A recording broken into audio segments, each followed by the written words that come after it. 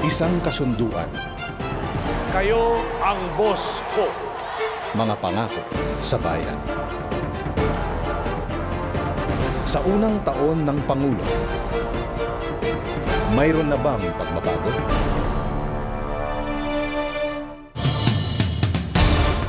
Tayo nga raw ang kanyang boss at meron siyang kasunduan o kontrata sa atin. Social contract ang itinawag niya rito kung saan nakasaad ang 6 na aspetong kanya raw tututukan: pamamahala, ekonomiya, serbisyo sibil, kapayapaan sa Mindanao, gender equality at ang kalikasan. Ngayong gabi, isang serye ng mga special report ang hatid ng GMA News and Public Affairs para kamustahin ang mga ipinangako sa atin ni Pangulong Aquino isang taon matapos siyang naluklok at isang linggo bago ang kanyang State of the Nation Address. Ang pangako ng Pangulo sa ulat ni JP Soriano. Kung walang kurap, walang mahirap. Kayo ang boss ko. Sa loob ng 6 na taon niyang panunungkulan, makakaramdam daw ng ginhawa ang mga Pilipino. Isang pamamahalang may pagmamalasakit sa mga tao. Ang mandatong ito ay isa kung saan kayo at ang inyong Pangulo ay nagkasundo para sa pagbabago. Isang paninindigan na ipinangako ko noong kampanya at tinanggap nyo noong araw ng halalan. Pangako ng Pangulo, susukpuin niya ang katiwalian, lilikha ng mga trabaho, at pagtutuunan ng pansin ang edukasyon na magbibigay ng dignidad at magtatawid sa mga Pilipino mula sa kahirapan. Proprotektahan at pag-ibayuhin ang kalusugan ng mamamayan at maghahatid ng serbisyong hindi kumikilala sa kapal ng pitaka o sa lakas ng impluensya. Ang pamilya Tinggo, nagkakandakuba na raw sa kakapanhig-panaog sa bundok na ito para gumawa ng ititindang uling. Pero wala pa rin daw nararamdamang pag-asenso, isang taon matapos maluklok sa pwesto ang Pangulo. Dagdag pasanin pa ngayon sa pamilya ang di maipaliwanag na bukol na tumubo sa dibdib ng 10 taong gulang na si Jameson, pang-10 sa 14 na magkakapatid. Paano yung sakit niya? May manuslok dagom. Kung may kwarta lang siya, dugan na mo hindi. Pagpunsyong tataan ng bata, galing siya, pigado ni Guy. Sus, isa sa pagkaon siya.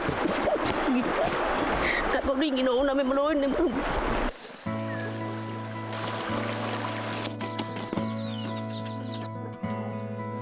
Ni minsan, hindi pa siya nakakakita ng doktor. Si Aling Winnie, wala raw alam ni isa sa mga pangakong binitawan ng Pangulo noong eleksyon. Pero hiling niya, mapakinggan naman daw sana ng gobyerno ang mga tulad nilang matagal nang dumadaing. Kung may daing ka, may makikinig. Kung may kailangan ka, may tutugon. At kung inaapi ka, may magtatanggol.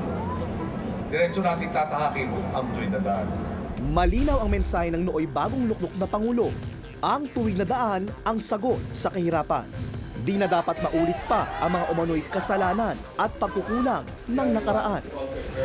Hahanapin natin ang katotohanan sa mga nangyaring di umano katiwalian noong nakaraang 9 na taon.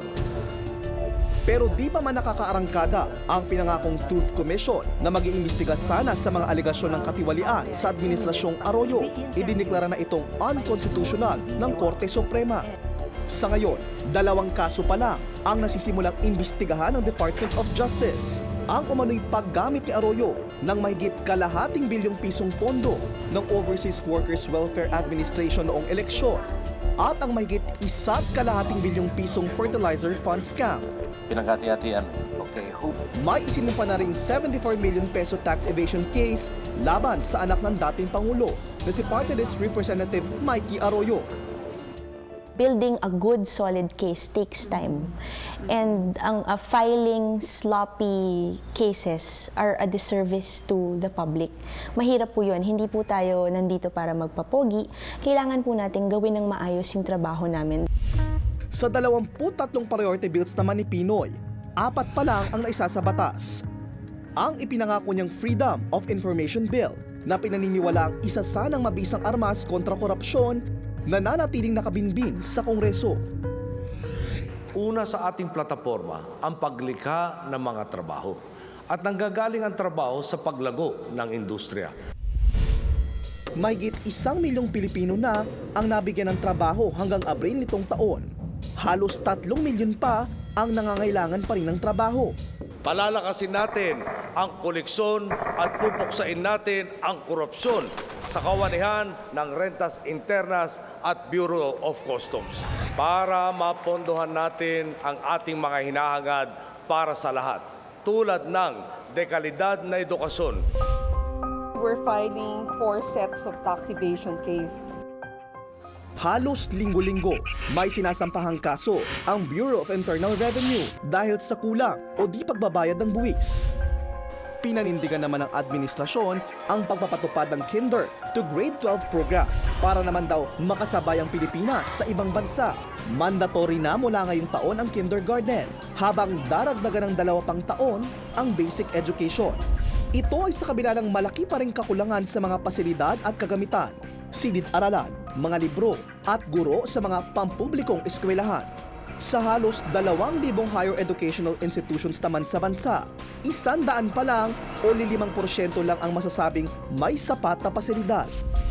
We are also pursuing universal health care for our poor countrymen to protect them not only from the undesirable effects on health but also from the adverse financial implications of diseases, illnesses, and emergencies.